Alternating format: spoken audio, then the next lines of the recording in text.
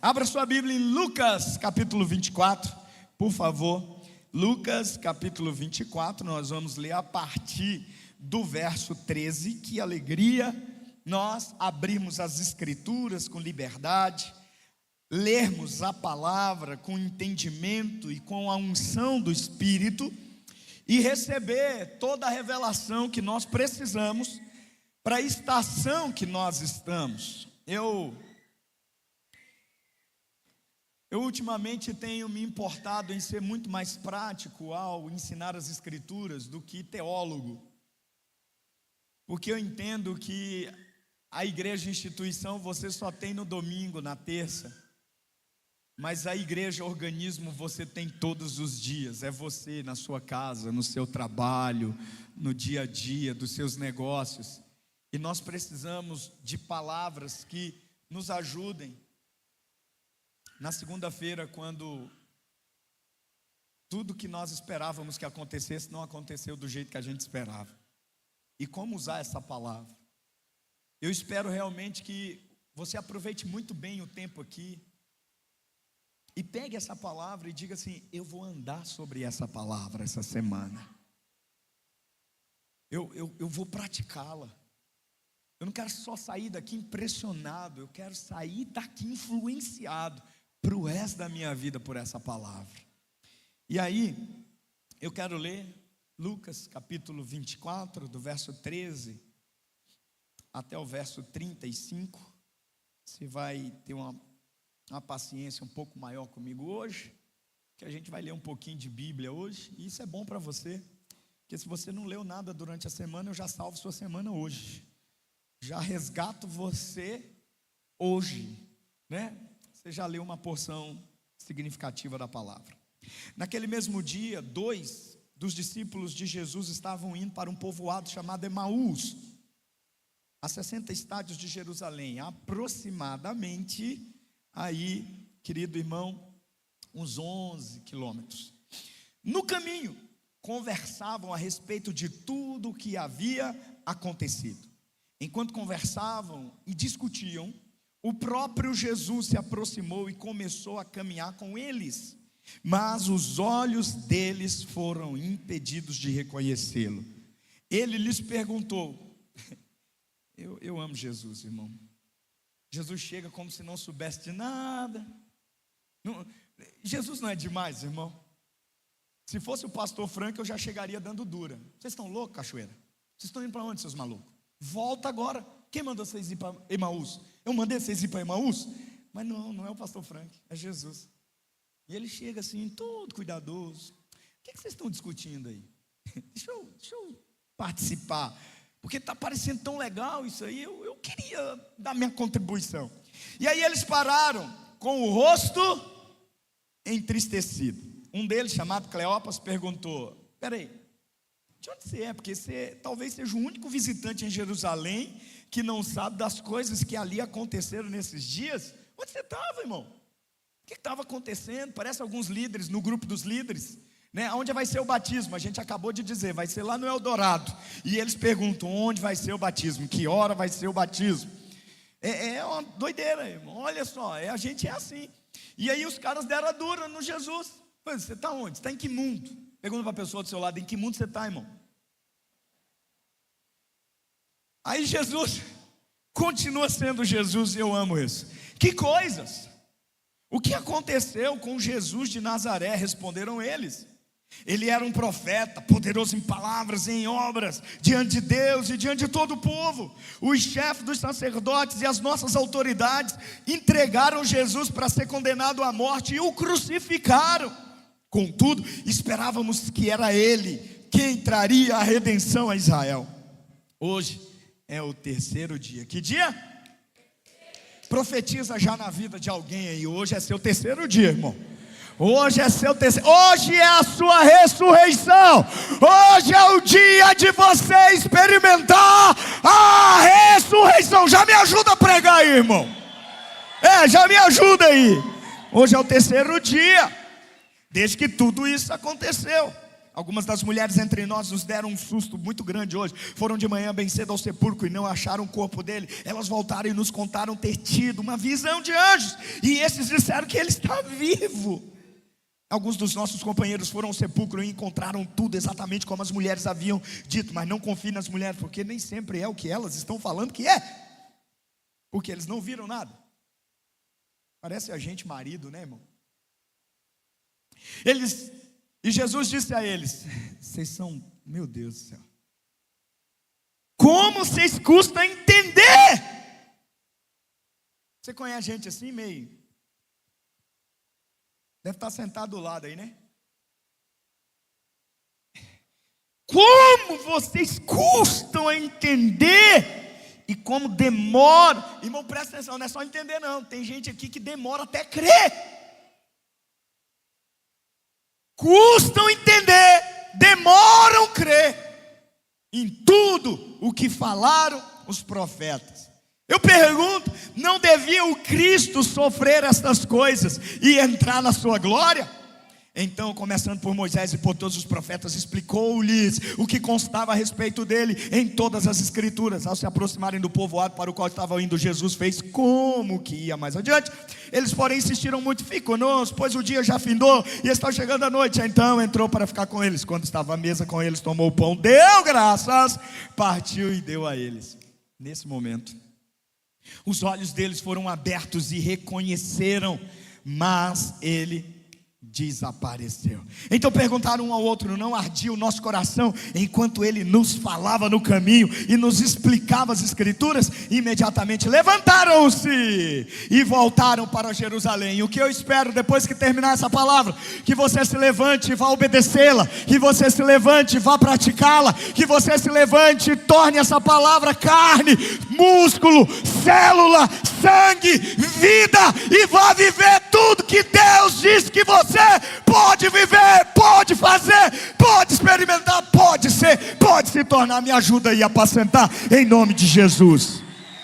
Ali encontraram os 11, os que estavam com eles reunidos, que diziam: é verdade, o Senhor ressuscitou e apareceu a Simão. Então os dois contaram o que tinha acontecido no caminho e como haviam reconhecido Jesus quando ele quebrou o pão, partiu o pão. Até aqui.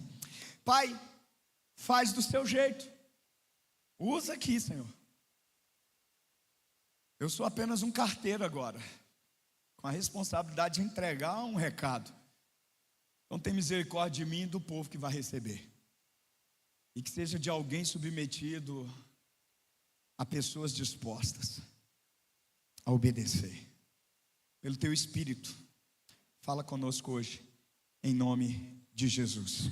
Amém, amém e amém. Fala assim: não vai acabar assim. Não é assim que acaba. Fala de novo aí para alguém do seu lado: não é assim que acaba.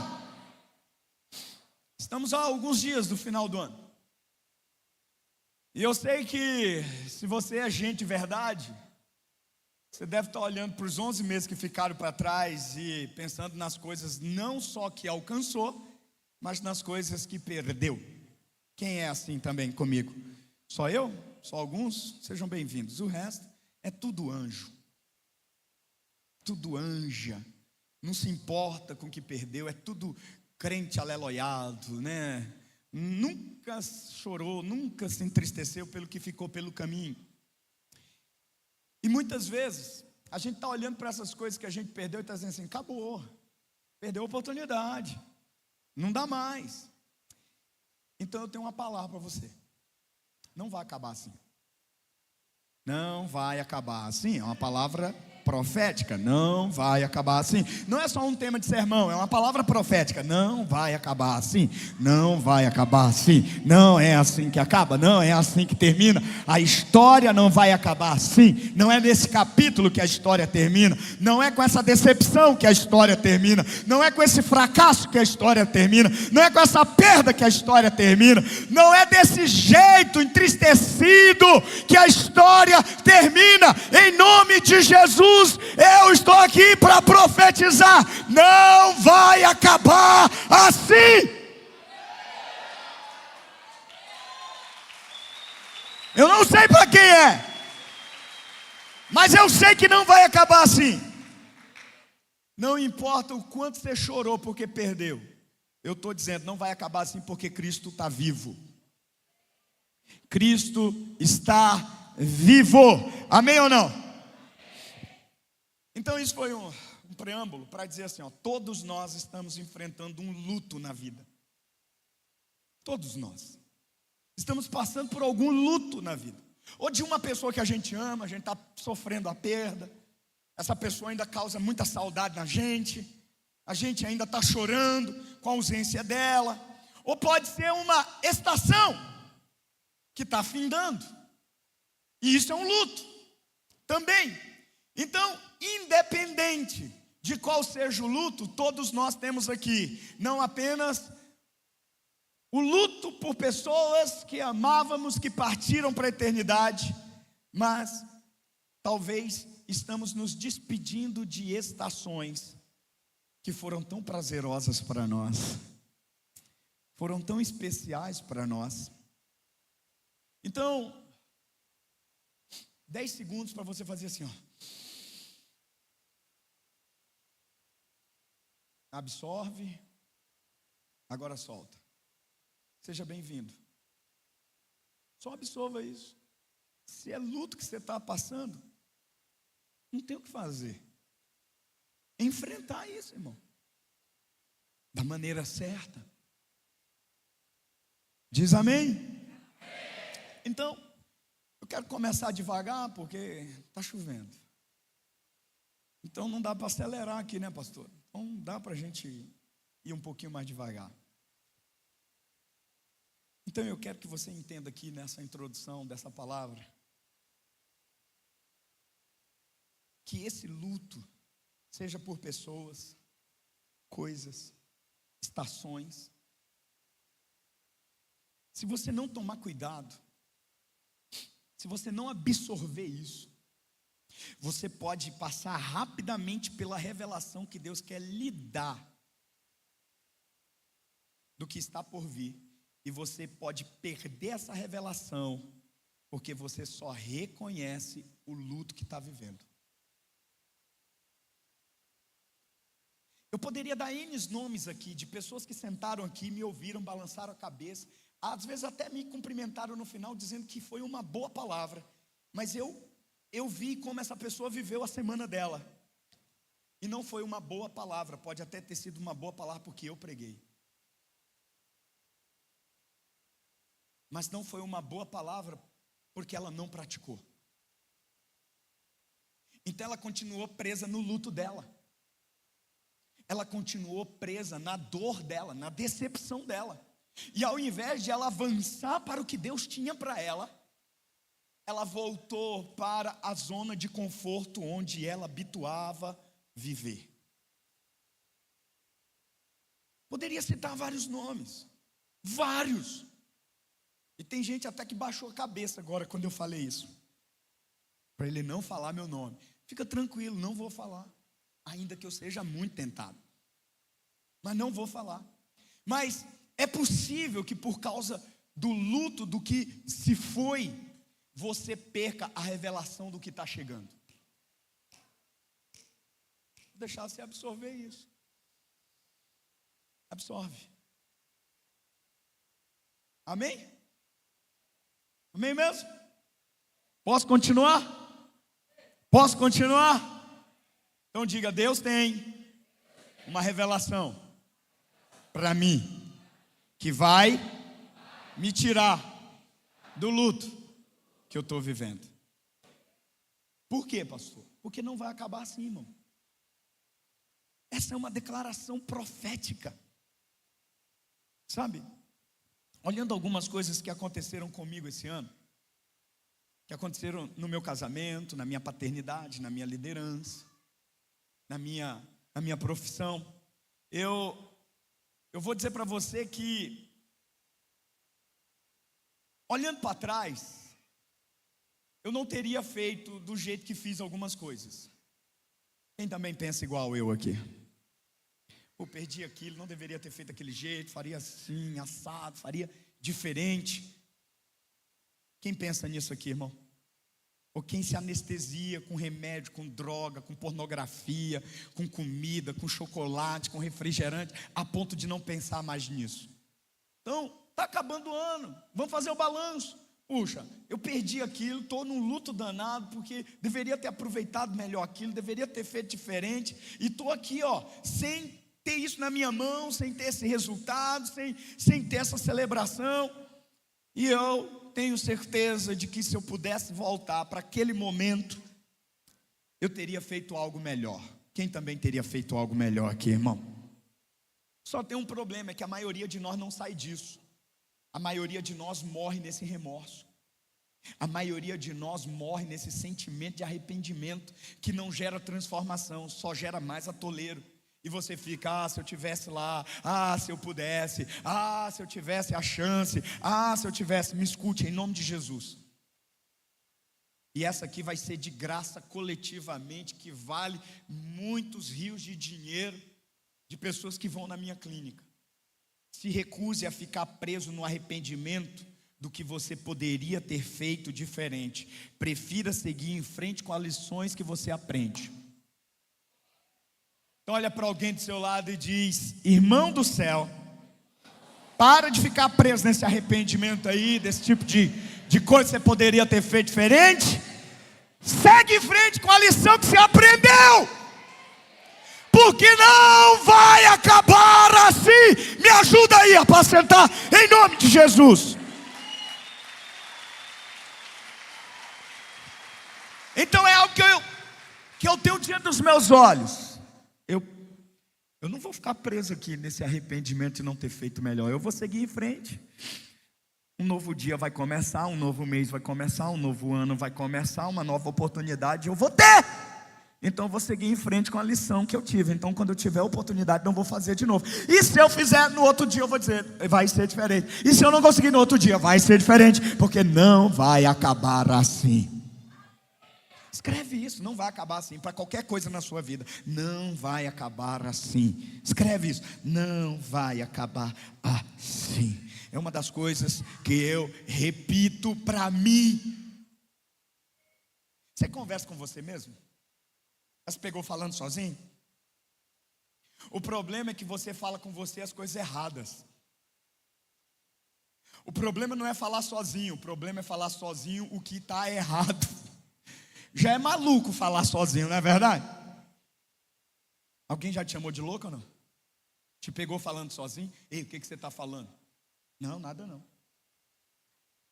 Eu estou só numa reunião aqui. Eu comigo mesmo. Se é aquele tipo de crente espiritual, ele já vai dizendo, mão para trás. Você está ouvindo vozes. Não. Você precisa aprender a conversar com você de forma sadia. Em toda e qualquer situação difícil que você esteja enfrentando, o luto, a decepção, a tristeza, não é assim que acaba. Repete isso aí para você mesmo. Vai, de novo. Assim, de maneira que você aplica fé nisso aí, vai lá. Tem delay aí. Mas é essa a verdade. No meio de tantas coisas, esse ano, com 44 anos, nem parece, eu aprendi que, por mais que eu me esforce, eu não consigo controlar o resultado das minhas decisões. Depois que eu decido, o que eu controlo é a decisão que eu vou tomar. Os resultados dela eu não tenho como mais controlar. Mas a maioria de nós sofre querendo controlar o resultado da decisão que você teve de falar, de não falar, de fazer, de não fazer, de não ir. Então eu aprendi que eu não posso controlar o resultado das decisões, mas eu posso ajustar as minhas expectativas em qualquer situação que eu esteja vivendo. Vou dizer de novo. A Elisa decide brigar com o Rodrigo. Homem santo, puro, justo, íntegro, temente, se desvia do mal. Só teve um dia na vida que ele errou.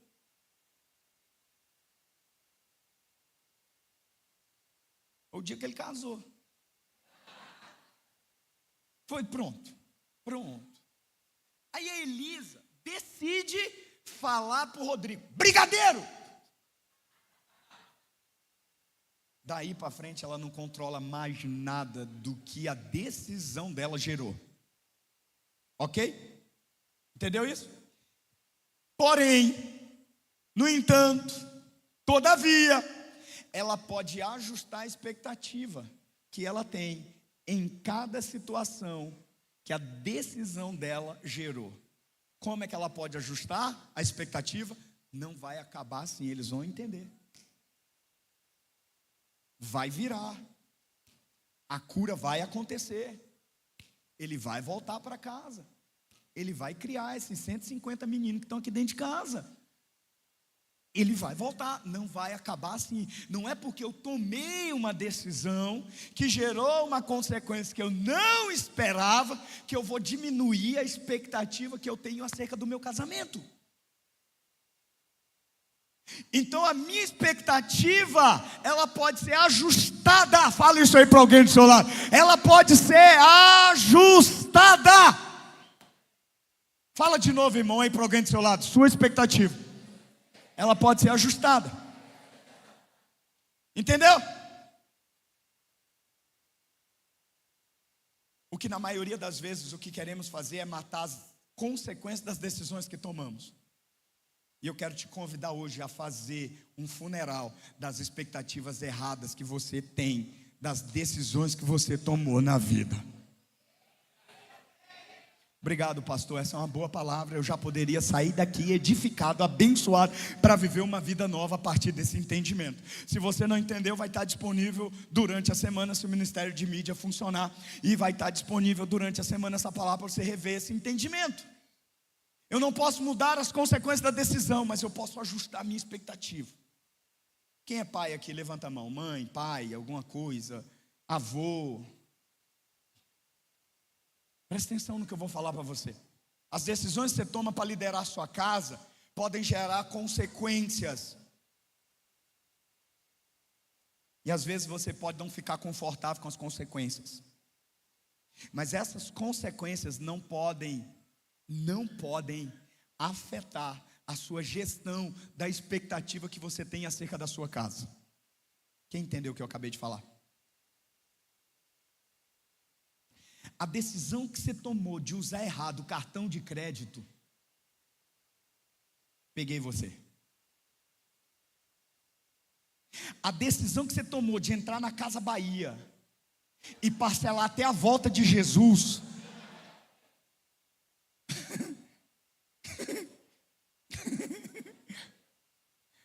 a decisão de acreditar no Tigrinho,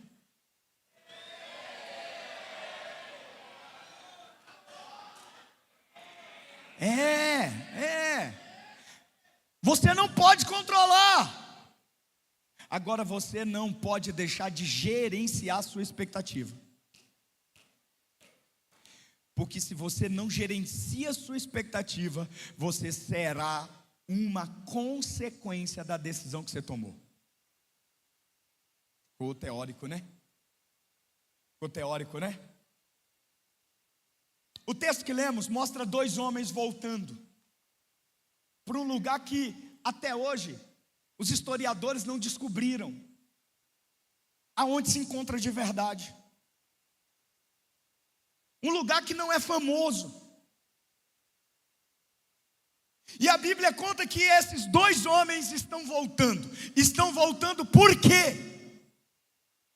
Porque se tornaram uma consequência da decisão que tomaram, ao invés de gerenciarem a expectativa que tinham.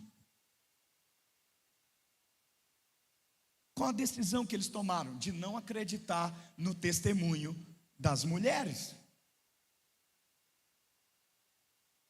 De não acreditar no testemunho de João e Pedro, que correram ao túmulo e disseram: está exatamente como elas disseram.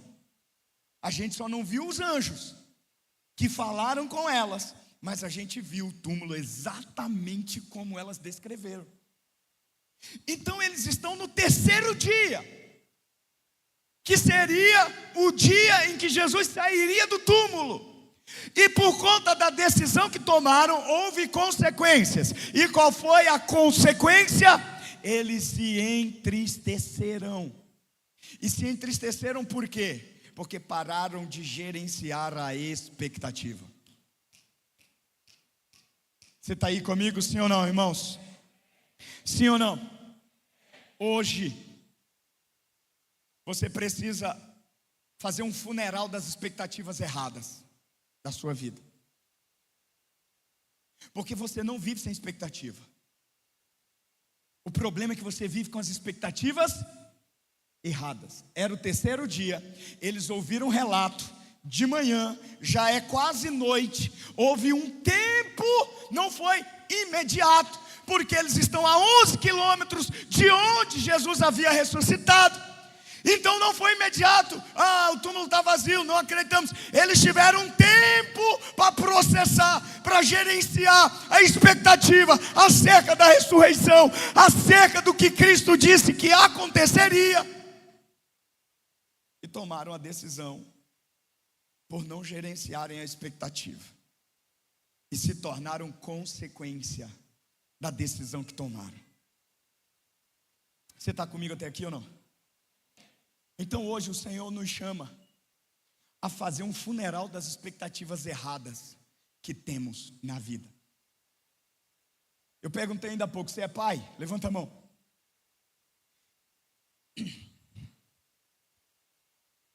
Você levanta cedo, trabalha o dia inteiro, garante que haja comida, teto, água, luz, nessa modernidade até a internet, para as crias.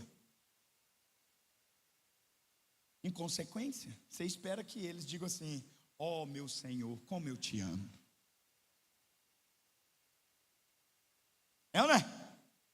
Você entra em casa e eles digam: está aqui o tapete vermelho, entrai-vos, assentai-vos no melhor lugar,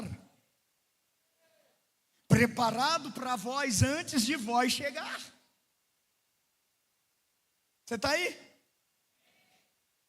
Já aconteceu com você? Comigo também não.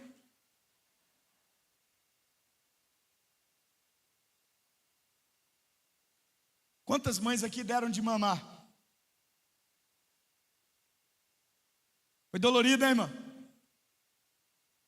Algumas estão dando de mamar até hoje. Não parar de parir, né? Tem menino aí, a tota doidado, menino saindo, menino chegando, é uma doideira. É uma loucura. É uma doideira, é uma doideira. Aí o menino cresce, a menina cresce, se encanta com perna peluda do inferno, com a Dalila do quinto dos infernos, que eu não sei nem de onde saiu. E de repente a menina e o menino esquecem do peito que mamou. E sabe qual é o pior problema? É que a sua expectativa é que ele diga: oh não, minha senhora, tudo que falares eu obedecerei, sem reclamar, sem bater o pé, sem bater a porta, sem falar alto, sem dizer mas. É isso que você espera. Ou eu estou errado? Você espera o miserável que vai trabalhar, chegue no final do mês e diga: por todos os 150 anos que você me sustentou, está aqui todo mês o salário para você. Irmão, você tem que pegar no pescoço, pendurar na parede e dizer: tu vai pagar água, seu miserável, tu passa 30 minutos nesse banheiro, que eu não sei por quê, tu banha tanto tempo assim dentro dessa desgrama. E não quer pagar um talão de água, seu miserável.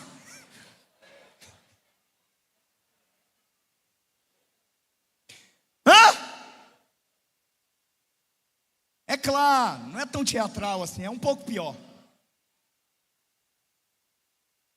É um pouco pior. Porque a mulher reclama, no dia que o homem decide agir, ela fica brava. Não precisava tudo isso. É ou não é, irmão? Expectativa errada, fala isso aí, expectativa errada. Você é pai, você é mãe, você não pode faltar na sua missão. Agora, se esse cabeção e essa cabeçona não forem gratos e não responderem à expectativa, faça um funeral da sua expectativa. Porque quando você fizer um funeral dessa expectativa errada, Deus fará nascer a graça que vai te ajudar a ser o pai que Ele precisa, a ser a mãe que Ele precisa, a ser o pai que ela precisa e a ser a mãe que ela precisa. Portanto, quando minhas expectativas erradas morrem, Deus faz ressuscitar a graça para eu aprender a lidar corretamente com as coisas que eu estou vivendo. Se você me entendeu, pelo amor de Deus, grita aleluia, bate palma, sobe na cadeira, planta bananeira, faz um funeral. Porque quando a expectativa errada morre, Deus substitui pela graça. Eu vejo hoje a graça substituindo a expectativa errada aqui. Eu falei de pai, de mãe. Mas quanto entra no casamento com a expectativa errada? Recebi a mensagem de um irmão falando: eu não pude ir no face a face, porque gastei tudo que tinha, o que não tinha e o que eu ainda vou ter no casamento. Falei: ô diabo, você tá doido, né, Gibson?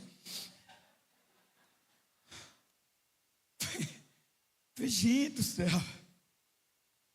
Aí na lua de mel a mulher diz: estou cansada. Hã? Cansada?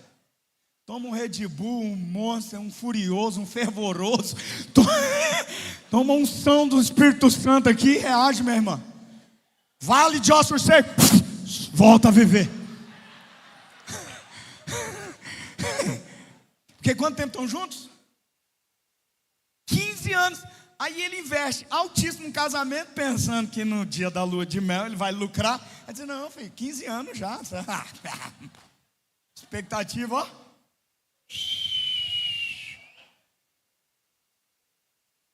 Tem uma irmã aqui, irmão, que no domingo de manhã ela mandou mensagem: ore pelo fulano, passou mal a noite toda. Que noite foi essa? Na lua de mel. Eu falei: gente, eu vi de tudo já nessa vida. Agora a irmã pediu oração pelo irmão que passou mal a noite inteira. Não, eu nunca tinha visto isso não.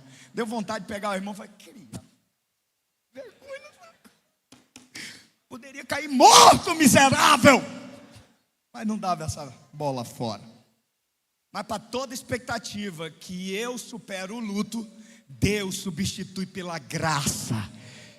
Que nos momentos em que eu me sinto fraco, Deus diz: a minha graça é forte o suficiente para você superar, vencer, ressignificar e avançar. Quem crê nisso aqui, me ajuda aí, em nome de Jesus. Eu sinto a graça sendo a substituta legítima para as expectativas erradas. Então você vai ter graça para lidar financeiramente, você vai ter graça para ser o pai que precisa, vai ter graça para ser o esposo e a esposa, o funcionário, o patrão, a pessoa, o homem e a mulher. E essas expectativas mentirosas que só geram frustração, que fazem você voltar, regredir na vida, precisam morrer hoje. Quem recebe essa palavra em nome de Jesus? Então diga: vai morrer, miserável. A expectativa errada tem que morrer. Agora, eu não posso viver sem expectativa.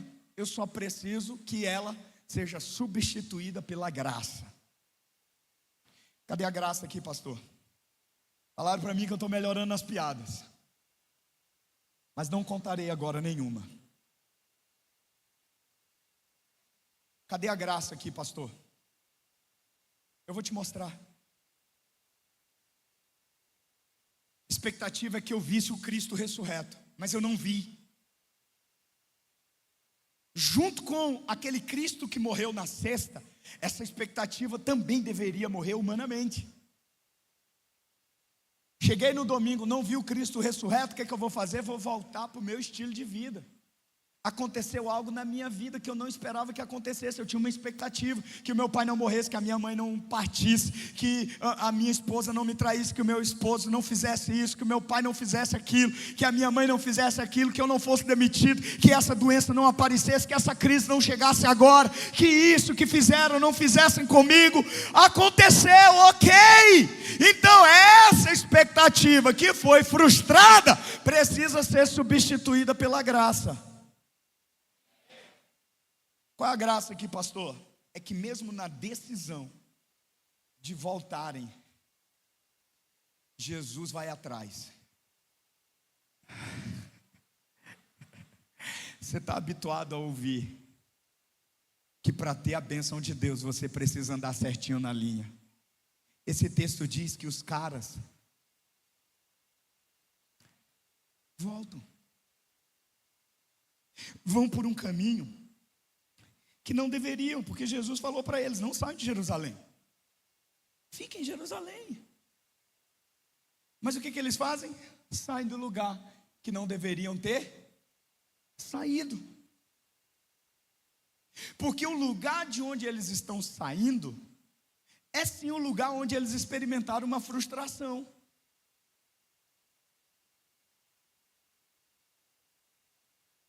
Posso ser pastor aqui ou não? E sabe o que é melhor de tudo, irmão? Que o que é frustração e decepção para você pode ser expectativa para mim. Porque o que era expectativa para eles, o que foi o pior dia para eles, foi o melhor dia para nós. O que fez com que eles saíssem daquele lugar é o que nos traz até hoje aqui, nesse lugar, para receber do Senhor. Você crê nisso, irmão, em nome de Jesus? Mas veja, eles saem do lugar onde deveriam estar, por conta da frustração. Então aqui vai de graça. Quando você passa por momentos de dores, não confie na interpretação que você dá para os eventos e os fatos que estão acontecendo. Nunca será uma boa interpretação. Nunca será uma boa dedução, por conta da dor que você está tomando, ou da dor que está vivendo. E aí eles deixaram o lugar de onde não deveriam ter saído. E sabe o que é melhor disso? É que embora eles saíram do lugar onde eles deveriam permanecer, desobedecendo a ordem de ficarem lá, Jesus veio atrás deles. Que graça é essa, irmão? Meu Deus do céu. Eu sei que a gente quer receber de Deus quando a gente, puxa, eu entreguei a oferta, eu espero um ano fantástico, porque eu fui lá, eu acreditei naquela palavra, aquele pastor com aquele cabelo penteadinho, enquanto ele falava, queimava o meu coração, e aí eu estou com grande expectativa. E aí talvez você que diz: rapaz, não confio em pastor nenhum, é tudo picareta. Está rindo por quê? Foi de graça, tá? A próxima é na boca do estômago. Aí você que não entregou a oferta, você está dizendo assim: rapaz, eu espero que eu esteja certo e esse pastor errado. E aí você vai para um ano já com peso de culpa muito grande, e achando que Jesus só vai atrás de quem acertou. Só para você ter perspectiva, quem ficou lá em Jerusalém? Pedro, João, os caras top, irmão. Mas Jesus foi atrás de quem? Porque quando a minha expectativa é sepultada, Deus faz surgir a graça. E a graça é que Ele vem atrás de mim, mesmo que eu tome a decisão errada, mesmo que eu assuma um caminho que Ele não quer para mim, Ele vem atrás de mim. Quem pode celebrar isso aqui em nome de Jesus? Você celebra isso? Se eu fosse você, não seria tão precipitado assim. Porque a graça que vai atrás é a mesma graça que confronta. É a graça que não só vai atrás e diz assim, eu ia tocar em você, mas eu vou tocar nele aqui, que eu posso bater nele. Se eu fizesse isso, não seria, a internet iria me cancelar na hora. Mas ele aguenta. A gente quer que Jesus venha atrás de nós para dizer assim, filhinho amado, ai que bichinho lindo. Bichinho lindo, continua nessa porcaria de vida que você está indo para lá. Eu não queria que você fosse para lá, mas bichinho, pode continuar aí, não tem nada não. A minha graça, a gente espera isso de Jesus. Mas a graça que põe Jesus atrás de mim é a mesma graça que me confronta. O que você está conversando mesmo aí? O que vocês estão conversando? Gente, como é que vocês demoram a entender? Aí sim. Como é que vocês demoram a entender? Seus miseráveis. Até quando vocês não vão acreditar? Vai ficar minha tatuagem aqui em você. Você tem um monte no braço, mas vai ficar com uma na costa. Por que vocês demoram a entender? Por que custam crer? Porque a gente está acostumado a uma graça que passa pano para o nosso pecado. Mas a graça bíblica não é uma graça que passa pano para pecado. É uma graça que vai atrás do pecador, mas confronta o seu pecado, dizendo, não é aí que eu quero você. Está na hora de voltar para o seu lugar. Eu vim atrás, não para comprovar seu estado vil, imoral, pecaminoso, mas para pegar na sua mão e para dizer, volta para o lugar de onde você nunca deveria ter saído. Volta para lá. Você vai ver que essa expectativa humana errada que você alimentou precisa morrer para que a graça se levante. Desculpa os tapas, Elton. No Natal te dou uma melancia.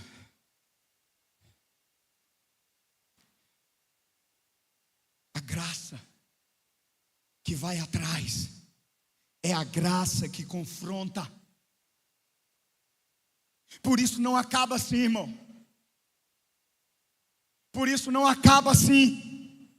Porque a graça não só vai atrás de mim, a graça me confronta com o estado de vida, com as decisões tolas. O texto diz assim, Jesus fala, mas vocês são tontos mesmo, hein?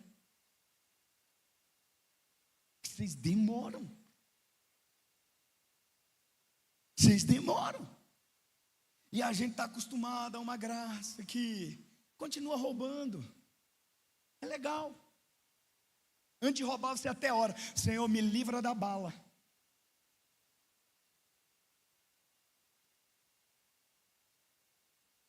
Continue adulterando, continua com amante. Você até ora, Deus, por favor, que a mulher não encontre.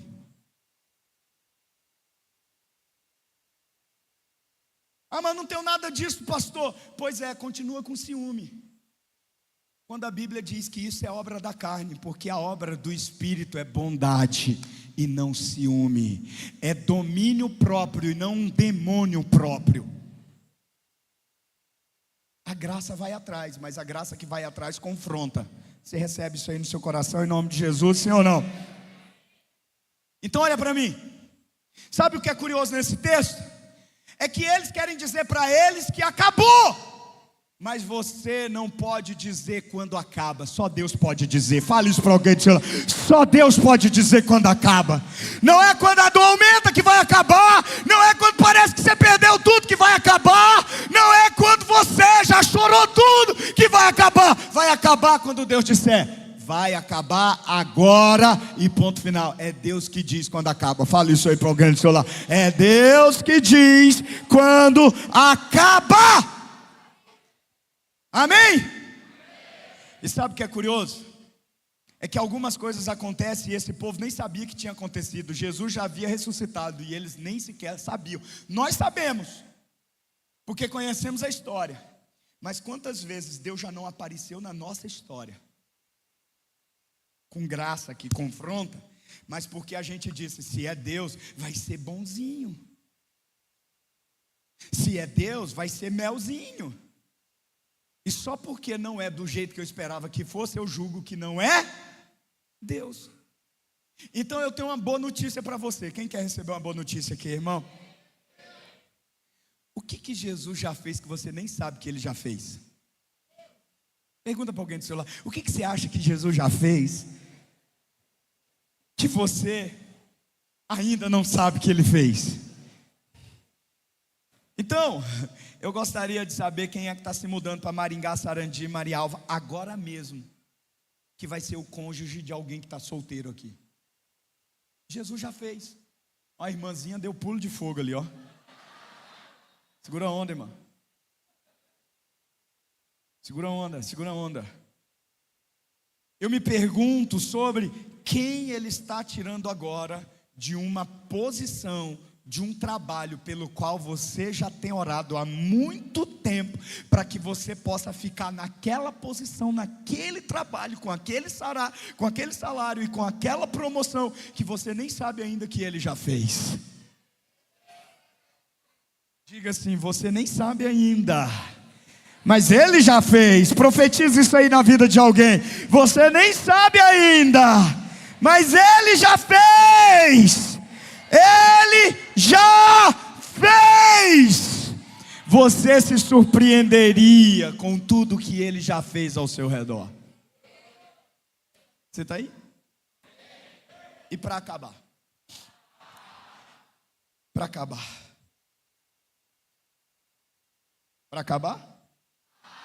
vamos treinar, vamos resgatar isso, irmão. Saudade disso, faz bem para o meu ego. Vai acabar. Vou acabar. Não, vou acabar mesmo. Qual é, irmão? Qual é? Então, para acabar, melhor do que só falar acerca de Jesus é falar acerca de Jesus com o próprio Jesus. Porque eles estão no caminho falando sobre o que aconteceu com Jesus, mas Jesus está ali, ó, do ladinho deles. Então é muito melhor, e me faz entender que não vai acabar assim, quando eu entendo que só não é o suficiente falar sobre Jesus. Eu tenho que falar sobre Jesus com Jesus. E muda tudo na minha vida, sim ou não, irmãos? Então, eles estão conversando um com o outro ali sobre o que aconteceu com Jesus. E me importa muito saber com quem que você anda conversando acerca das suas expectativas frustradas. Porque muitas vezes você pode ter do seu lado alguém que vai só ampliar a doença ao invés de orar pela cura. Alguém que vai voltar com você para a vida antiga, ao invés de dizer: né, Elton, quer que eu vá aí de novo? Não? Irmão, ó, reage, irmão. Qual é? Você vai voltar para onde você está louco? Fica firme aí. Irmão, se você vai abrir seu coração com uma expectativa frustrada e alguém diz assim: é mesmo, não perdoa, eles estão errados, pode ver o sobrenome dessa pessoa: Lúcifer, Satanás, quinto dos infernos.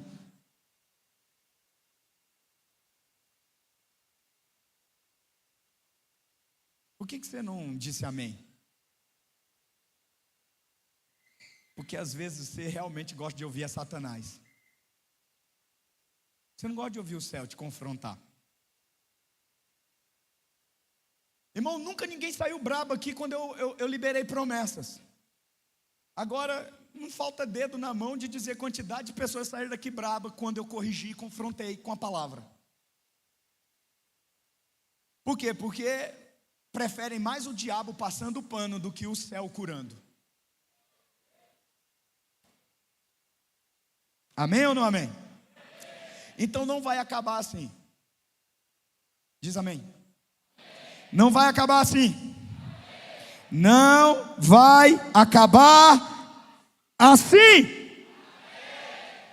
Então, tem algo que eu quero mostrar, e você já pode ficar em pé, por favor.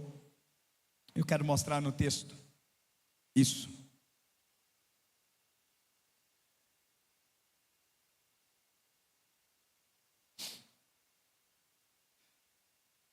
não vai acabar assim.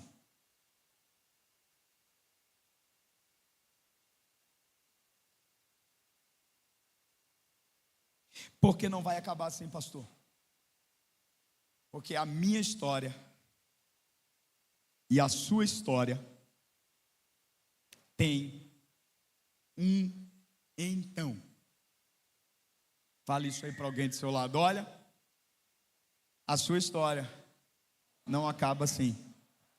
Porque na sua história tem um então.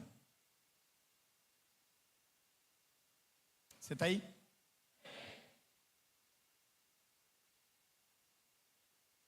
Sabe o que é curioso, irmão? Eles caminham com os olhos vendados do lado de Jesus, falando acerca de Jesus sem saber que era Jesus. Jesus dá uma aula de teologia do Antigo Testamento. Jesus dá uma aula de Bíblia profética. Jesus fala de Jesus tudo que a Bíblia relatava sobre Jesus. Mas não é isso que abre os olhos deles.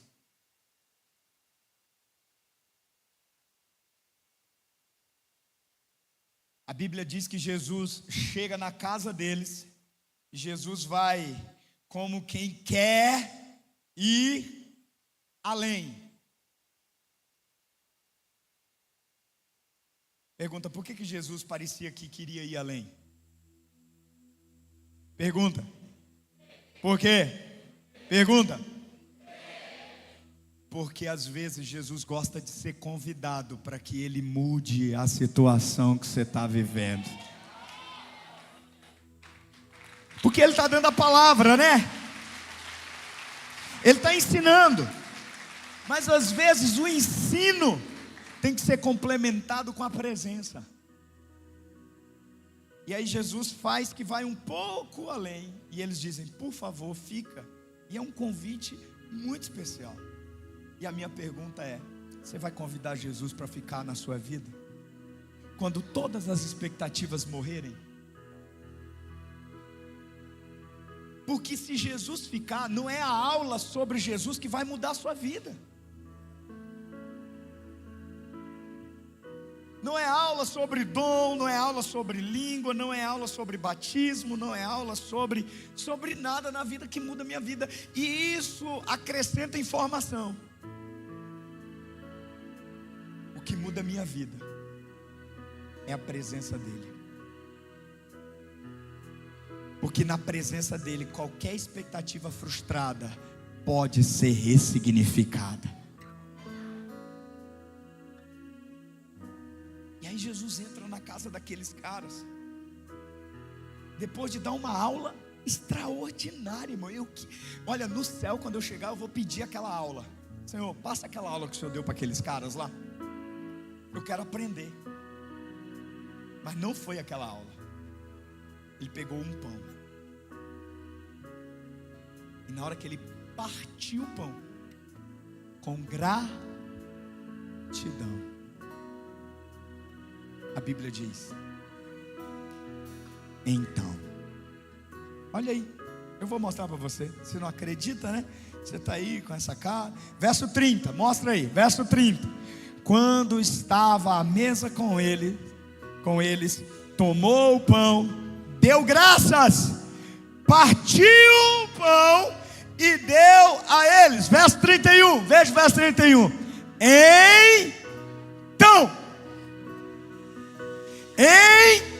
Então, os olhos dele se abriram. As portas que você precisa ver abertas se abrirão. O favor que você precisa se abrir sobre você se abrirá. Então não acaba assim, porque na sua história tem então os olhos se abrirão para ver que Jesus não é só um ensino. Jesus é uma presença que quer ser compartilhada comigo em nome de Jesus. Amém ou não amém, irmão? Então a última coisa que eu quero falar aqui, Depois da quebra, vem a abertura. Você passou por muitos momentos em que foi quebrado esse ano? Comece a ver que em cada quebra dessa, se Jesus estava lá, a expectativa humana morreu, mas a graça surgiu.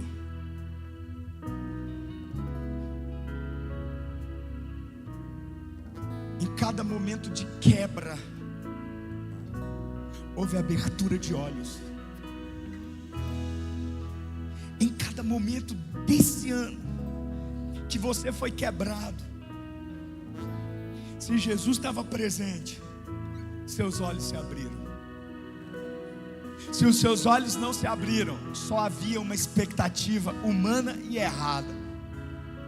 E hoje está na hora de ver essa expectativa errada ser sepultada, para que a graça surja sobre sua vida, para que seus olhos vejam Jesus, para que seus olhos vejam a graça, para que seus olhos vejam o caminho do perdão, para que seus olhos vejam a provisão, para que seus olhos vejam que o coração queimava, que a mente estava acelerada. Eu entrei naquela igreja desde a primeira saudação, desde o primeiro cumprimento, desde o primeiro louvor, meu coração queimava, minha mente ficava acelerada e eu não entendia.